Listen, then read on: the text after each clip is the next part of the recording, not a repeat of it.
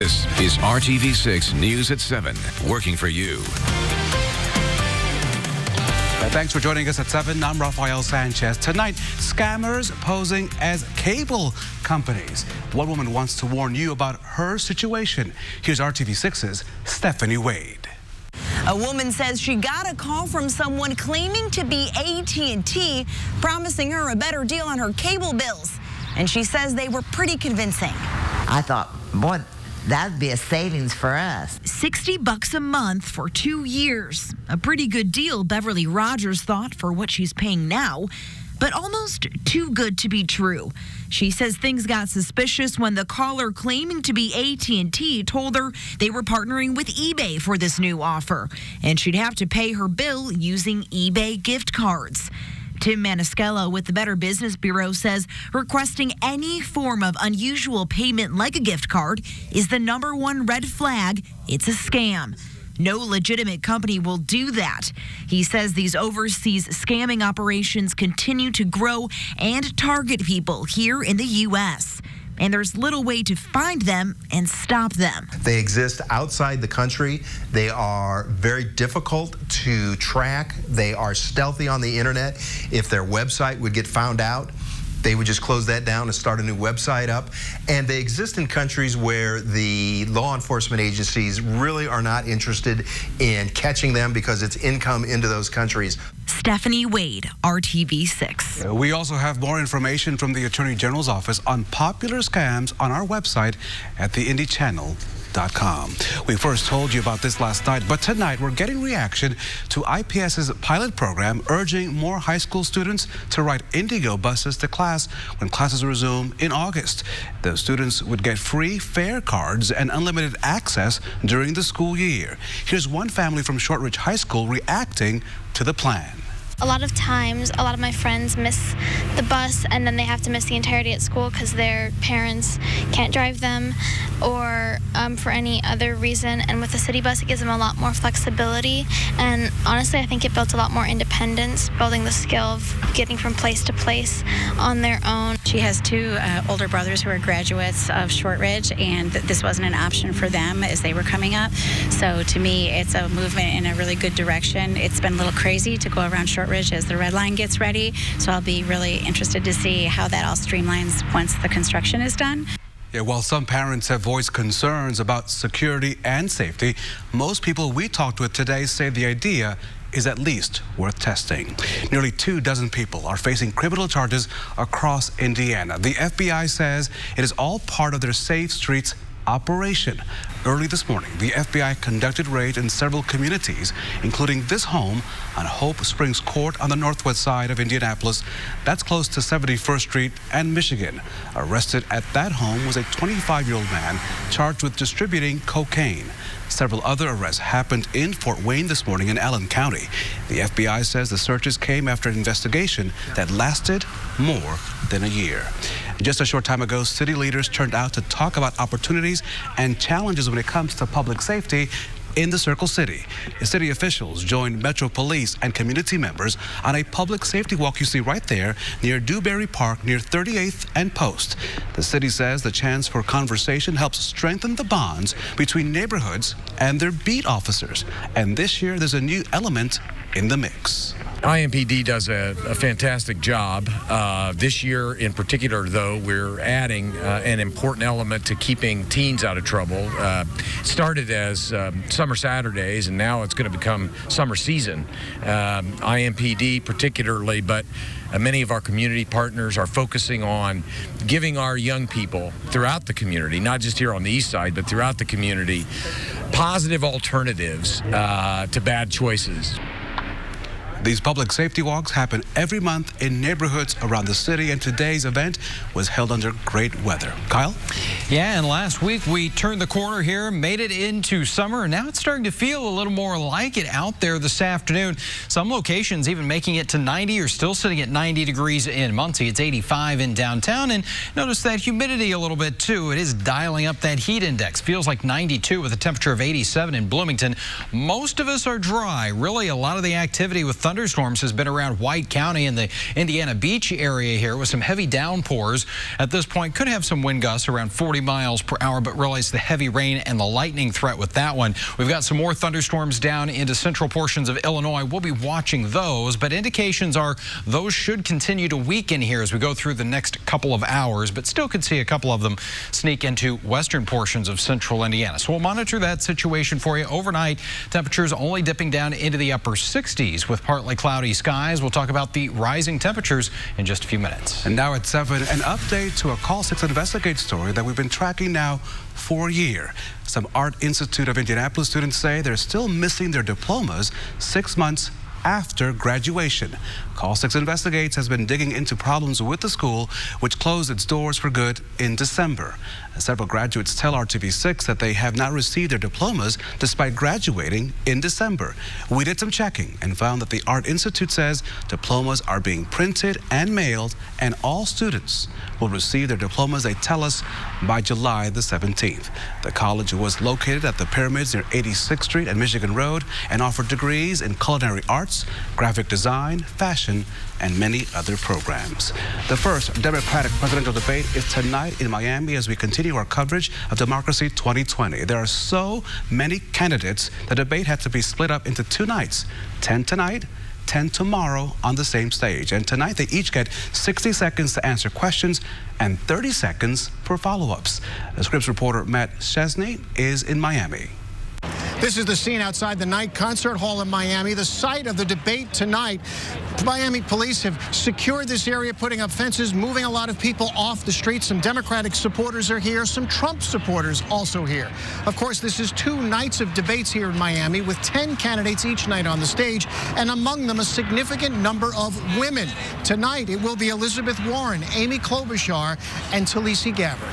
I think it's an exciting time. Why wouldn't you want to be here, right? As a Democratic supporter, Cassandra Arnold is especially glad to see women playing a prominent role in the debates, especially with 6 women in the running on stage. And I think seeing that from a visual standpoint, specifically as a woman myself, it speaks to where we're taking the party, where the party has been, but where we're going to take it in the next couple of years, especially when you look at the candidates. How many women are running this year? Many of the women we spoke with holding tickets to tonight's debate say they believe the diversity of those Democrats running is historic. I'm a person with a disability. I'm a second-generation American, and so I want to hear conversations about disability justice. I want to hear conversations about women's rights. I want to hear conversations about the ERA. I want to hear conversations about health care. I don't think that Americans are one-issue voters anymore, and I think that we need to be talking about things. We talk about the Democratic Party as a party of the big tent, and it's great to see leadership that is reflective of that diversity. It will be a very crowded field on the stage tonight. Many will struggle to get their voices to be heard, and some here tonight are hoping the women on stage will stand out among the candidates. In Miami, I'm Matt Chesney. Back to you. In more local news, a major announcement today from Indiana Black Expo. Hit-making R&B music producer Teddy Riley will teach a master class to students at the IBE Performing Arts Academy next month. Riley will already be in town to receive a Lifetime Achievement Award and headline an outdoor concert during summer celebration. Riley's class will take place July the 18th at Expo's new headquarters on Shortridge Road. ABC Shark Tank coming to Indianapolis. Are you ready? You can pitch your idea to the producers at an open casting call on Tuesday, July the 16th at the Indianapolis Motor Speedway. Doors open at 6 a.m. The interviews begin at 10. For more information, go to theindychannel.com. Next on the news at 7, a serious health concern, how common infections can contribute to this situation and what more families wish they knew. But first, let's check in the forecast with Kyle. And Raphael, I'm seeing some pool days in the forecast here to cool off and beat some of that humidity that's going to continue to climb over the next couple of days. We'll talk about that and those chances for rain lingering into the forecast. You're watching RTV6 News at 7. RTV6 is working for you. This is RTV6 News at 7, working for you. Sepsis is a deadly complication that kills thousands of Americans every year, but few people know exactly what it is. Sepsis is a toxic response to infections, and doctors say it can happen to anyone. Lisa Bartlett's husband died from sepsis in 2012, almost 24 hours after going to the hospital with a high fever. He was told he had the flu, but by the next morning, the infection spread and he went into septic shock. Bartlett says she wished she knew more about sepsis.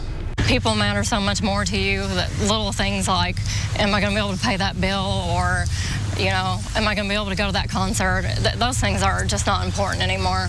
It's the people in your life, because he was just ripped from me so suddenly. A family heartbreak there. Doctors say any type of infection can cause sepsis. The most common are pneumonia, urinary tract infections, and infections in your stomach. There will be a 5K run Saturday at Garfield Park in honor of Jeff Bartlett and to raise awareness about sepsis. The National Security Agency now accused of illegally collecting phone records once again. The American Civil Liberties Union obtained new documents showing that the NSA improperly collected phone calls and text messages last October. The NSA documents say the agency stopped the overcollection once it knew about it and then purged the files. This will bring up privacy concerns once again. Edward Snowden, as you may recall, first revealed NSA collection practices back in 2013. Three major forecasting groups say that 5G could put millions of lives at risk. They just sent the Federal Communications Commission, the FCC, a letter saying that the fast cell phone technology could hurt weather satellites. They say this could mean delays in reporting severe weather conditions like tornadoes and hurricanes.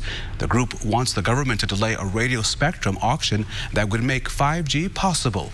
The weather community has warned about 5G interference before, but they haven't written the FCC until now. So get ready to treat yourself. Are you ready for all of that? The Indiana State Fair is out with some of the new food you'll be able to enjoy when the fair arrives in August. So check this out. We have the Indiana pork barbecue split. It is served just like a banana split, prepared in a boat with 3 delicious scoops of pulled pork, macaroni and cheese, and coleslaw, complete with a pickle on the side. Now this is the bacon poutine. French fries cooked in duck fat, sprinkled with a little bacon, of course, garnished with cheddar cheese, curds, and a special poutine sauce. Or there's the Rollin' McDaddy egg roll.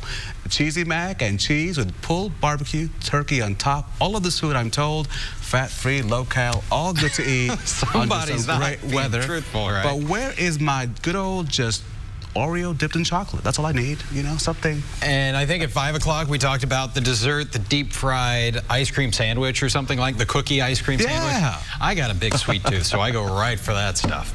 All right, well, it's kind of feeling a little fall-like or fair weather-like out there. Fair right? enough. Yeah, let's go ahead and talk about those temperatures. You're at 90 in Muncie right now. It's 86 in Zionsville and Bloomington at 87. Looking beautiful over downtown Indianapolis. But yeah, we've got a little bit of rain to contend with here. Some downpours across White County. You can see quite a bit of lightning with these as well. So lightning, some heavy rainfall. That's going to be the main issue as this continues to zip along to the east here. And watch out for some areas of isolated flooding issues as those are only moving around 15 to 20 miles per hour. TrueCast by 8 o'clock this evening. That complex of thunderstorms back into Illinois, trying to make some progress into central Indiana. So we'll watch that for you tonight. But again, it's just a marginal or isolated threat that any of those storms that sneak across the border into western Indiana could produce some gusty winds and possibly some small hail with a few of those.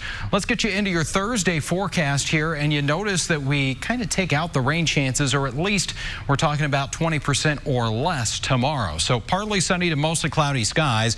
It will be another toasty day with those temperatures making their way into the middle and upper 80s. So yeah, it's really starting to feel like summer now across central Indiana, and we're kind of locking into this weather pattern.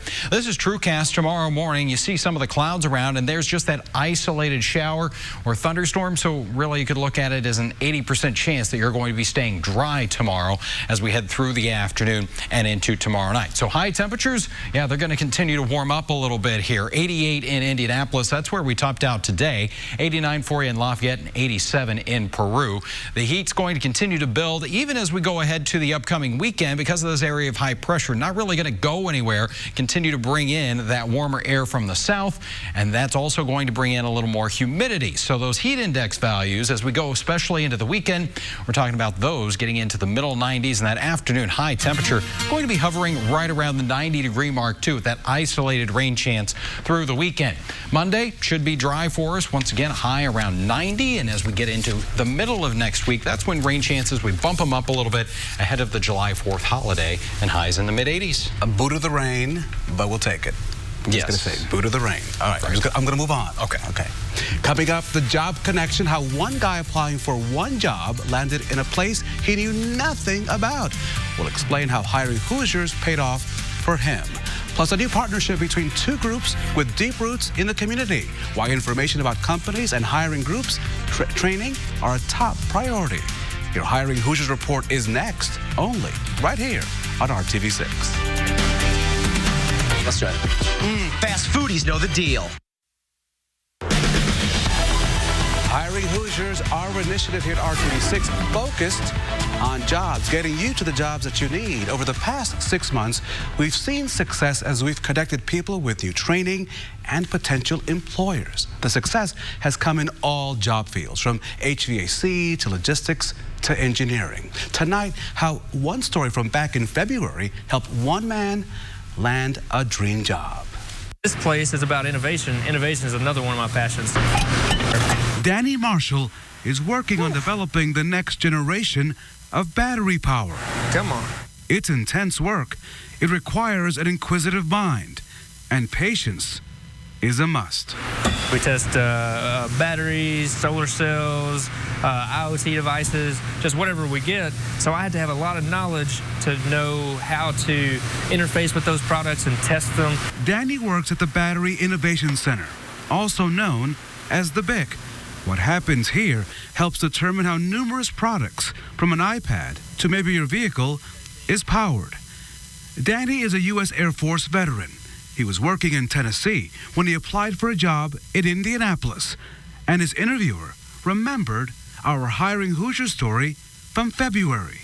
We need a new workforce from hourly all the way through to engineers and advanced scientists. With the help of RTV6, we had a local person that saw that, gave us a call and said, hey, I just actually talked to a candidate a few weeks ago that might be of interest to you guys, and they gave us a call back. We got a hold of Danny by phone, brought him up here 1 week, and we're pretty much blown away. Ben Reitzman says there's a great demand for people in this field. We're looking for people with that drive. I didn't even apply to this job. I was referred because of Hiring Hoosiers, so I thought that was really, really cool. Best of luck to Danny and the entire team there at the BIC. The Battery Innovation Center works with a number of companies, including Cummins, Facebook, Amazon, Stanley Black & Decker, and Valvoline. If you're interested in learning more about the training and the jobs, head to our website, hiringhoosiers.com. A new partnership is behind a new way to get news and information, and it all begins tomorrow morning. It's also a great way to share more details about Hiring Hoosiers. You're giving people and showing people not just jobs, you're showing them careers. This project in my 21 years is really one that I will always be proud of because it's about people and connecting those people to jobs. Our partnership with Radio 1 officially begins in the morning during Good Morning Indiana at 6:25. RTV6 will kick off news and weather reports on the Tom Joyner Show, which airs on WTLC 106.7. Again, those news updates will run from 6:25 in the morning all the way through 8:25 Monday through Friday. I love the way you give opportunities to people. Doesn't matter if you have a college degree. Doesn't matter if you went to some school. Doesn't matter if you have a high school degree. You're offering opportunities to people that are careers for their family, for lifetimes. And I'm very excited for our audiences to become part of that. And we're looking forward to our partnership. WTLC in particular is celebrating more than 50 years of serving Indianapolis listeners. And Radio 1 stations will be joining us for the Shark Tank casting call on on July the 16th, as you know, at the Indianapolis Motor Speedway. We look forward to seeing you there at IMS. Attention all veterans out there looking for work. Businesses are hiring Hoosiers with your specific qualifications. Details on a job fair happening tomorrow when the news at 7 continues right here on RTV6. Or at jimmyjohns.com, because sandwich. Happening tomorrow, a huge job fair for Hoosier veterans. And thank you for your service. It's at Lucas Oil Stadium from 11 in the morning until 3 in the afternoon. Many companies from different industries will be there looking to interview you and potentially make hires. To register for the job fair and learn more about what you can expect, we have a link on hiringhoosiers.com. Most of us dry this evening, but we do have some storms moving through White County there along and south of Highway 24. Could have some large hail on that one. Thanks for making RTV6 your choice for news. Our next newscast tonight at 11 with Mark Mullins and Kevin Gregory. Have a good evening. Thank you for joining us. Good night.